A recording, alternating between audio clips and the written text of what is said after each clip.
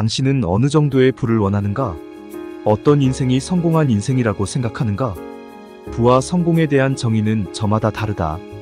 나는 내가 원하는 삶을 사는데 돈이 제한을 걸어오지 않는 정도를 부의 기준으로 삼았지만 성공은 원하는 바를 이루는 것이므로 당신이 꿈꾸는 삶은 또 다를 것이다.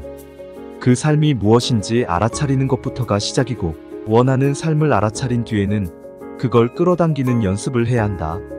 지금부터 당신 스스로 정의한 부와 성공을 끌어당기고 현실화하는 방법에 대해 더욱 자세히 이야기하겠다. 안녕하세요. 모르는 사이에 조금씩 마음의 양식이 스며드는 신압으로 책방입니다. 우리는 원하는 목표가 어느 정도인지, 그것이 이루어지지 않아서 스스로 그만두신 적은 없으신가요? 목표를 이루기 위해서는 간절해야 하고, 그것을 이루는 데에는 끌어당김의 법칙이 적용합니다. 오늘은 이 법칙에 대해 더 마인드 저자 하와이 대저택님의 말을 들어보겠습니다. 이 영상을 보신 여러분은 분명히 원하는 삶을 강력하게 끌어당길 수 있을 것입니다. 무의식에 부의 소프트웨어를 설치하는 방법, 즉 끌어당김의 법칙을 제대로 이해했다면, 그리고 한번 해봐야겠다는 결심이 섰다면 처음에는 마음이 꽤나 들뜰지도 모른다. 드디어 꿈을 현실화할 수 있겠다는 희망도 생기고 목표를 매일 100번씩 소리내어 말하기, 손으로 직접 쓰기, 상상으로 시각화하기 역시 기꺼이 해보리라 각오를 다진다. 그러나 솔직히 말하면 소프트웨어를 갈아 끼우는 이 과정, 즉 끌어당김의 습관을 장착하는 것은 생각보다 쉽지 않다. 이만큼 어렵지 않을까? 라고 생각했다면 그것보다 10배 이상 더 어렵다고 생각하면 된다. 갑자기 조금 우울해진다고? 더욱 우울한 상황이 있다. 그 모든 어려움을 뚫고 매일같이 실천했는데도 아무것도 달라지는 게 없을 때다. 너무나 많은 이들이 이 지점에서 셀프 퇴장을 해버린다. 도대체 간절한 그 꿈은 언제 현실화되는가? 원하는 목표가 이루어지지 않는다고 그만두기 전에 반드시 점검해야 할 부분이 있다. 나는 이걸 정말 절실히 원하는가? 에 대한 굳은 확신이다. 목표가 절실하다면 당신은 그것을 이루기 위해 치열하게 행동하게 될 것이다. 여기서 내가 행동해야 한다가 아니라 행동하게 될 것이다 라고 표현했다는 점에 주목해야 한다. 끌어당김의 법칙을 습관으로 장착하여 매일 실행하다 보면 어느 순간부터 당신은 목표를 이루기 위한 여러 행동을 자연스럽게 하고 있을 것이다. 스스로 얼마나 절실한지를 점검했다면 그 다음으로 내가 진짜 원하는 목표가 맞는지 확인해야 한다. 확인 방법은 간단하다. 원하는 목표가 이루어진 그 순간을 상상하기만 해도 심장이 두근거리고 미소가 지어지는가? 어린 시절 소풍 가기 전날 밤 침대에 누워 잠 못 이루던 그날처럼 설레는가? 그렇지 않다면 그건 당신이 진짜 원하는 삶이 아니다. 원하는 삶을 현실화하려면 일단 무의식에 새로운 소프트웨어를 설치해야 한다. 설치 방법 4가지, 즉 소리내어 말하기, 손으로 쓰기, 시각화하기, 감사하기는 앞에서 살펴보았다. 나는 여기에 6가지 방법을 추가한다. 내가 스스로 끌어당긴 법칙의 최대치라고 생각하는 이유다. 이렇게 말하면 그걸 도대체 언제 다 해요? 하는 반응이 대부분이지만 사실 습관이 되면 무의식이 자동화시키기 때문에 하나도 힘들지 않게 할 수 있다. 첫째, 노트에 목표 적기. 노트에 인생의 최종 목표 혹은 중장기 목표부터 시작해서 그 목표를 이루기 위한 하위 목표들을 적으면 된다.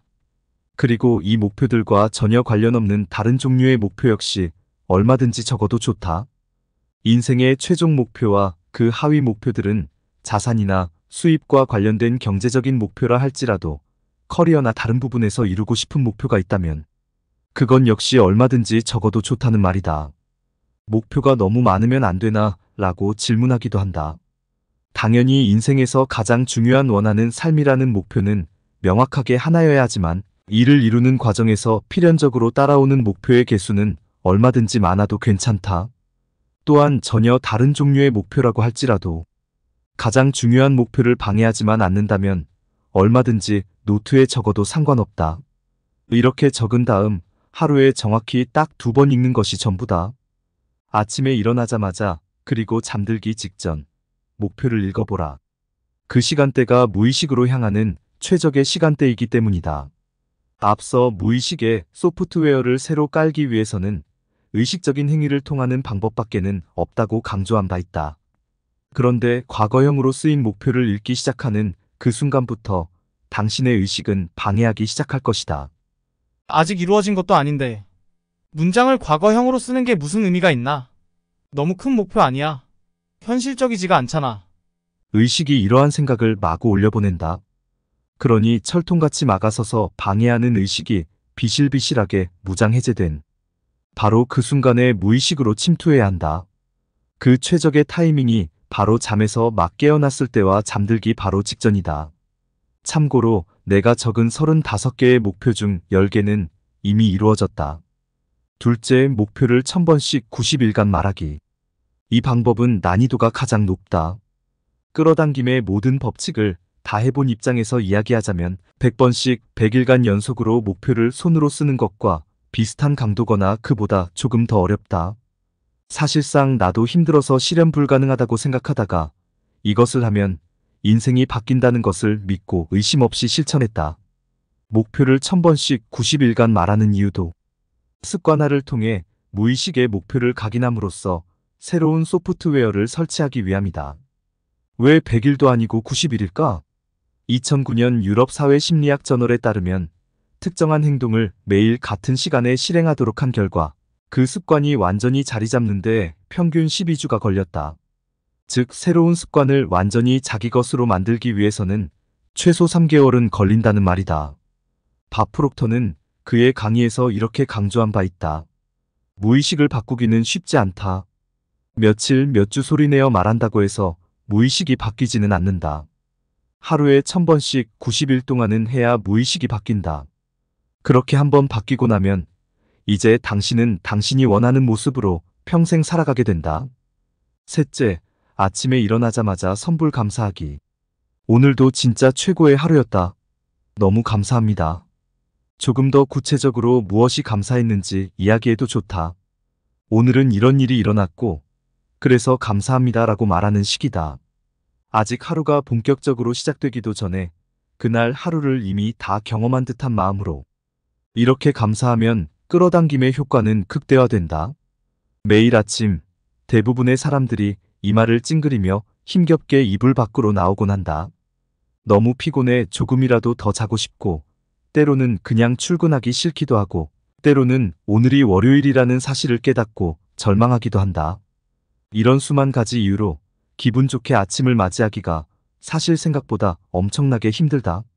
하지만 생각해보라. 우리가 무언가를 가지고 싶을 때 선불로 돈을 내고 나중에 원하는 것을 얻는다. 왜 감사한 결과에 대해서는 그렇게 생각하지 않는가? 감사한 결과를 가지고 싶다면 선불로 감사해보자. 넷째, 나 자신과 하이파이브 하기. 거울 속 당신에게 격려와 응원의 말과 함께 하이파이브를 해보자. 해보기도 전에 민망하다고? 처음에는 나도 손발이 오그라드는 느낌이었다. 그런데 무슨 상관인가? 어차피 욕실 문 잠그고 나 혼자 있는데 말이다. 처음 나와 하이파이브를 했던 그날의 느낌을 아직도 잊을 수 없다. 거울 속에 나와 손이 맞닿는 순간 왼쪽 뒤통수에서 전기가 오는 찌릿한 느낌이 실제로 강하게 들었다. 이건 나 혼자만의 경험이 아니다. 이 방법을 해본 많은 사람들이 비슷한 느낌을 받았다고 전해왔다. 다섯째, 작은 끌어당김 경험하기. 말하고 쓰고 상상으로 시각화하는 목표는 보통 중장기 목표다. 중장기 목표는 당연히 이뤄지기까지 어느 정도의 시간이 걸릴 수밖에 없다. 끌어당김의 효과를 가까운 시일 내에 느끼고 싶다면 작은 끌어당김이 도움이 된다. 작은 끌어당김이란 다음과 같이 일상에서 굉장히 작고 소소한 일들을 상상으로 시각화하는 방법이다. 평소 절대 자리가 나지 않는 주차장에 오늘은 내 자리가 정확히 딱 한 자리 남아있다. 나는 오늘 빨간색 우체통을 본다. 오늘 나에게 작지만 좋은 일이 생겼고 지인이 나에게 축하 문자를 보낸다. 여섯째, 이불 정리하기. 침대 정리는 매우 사소한 일이다.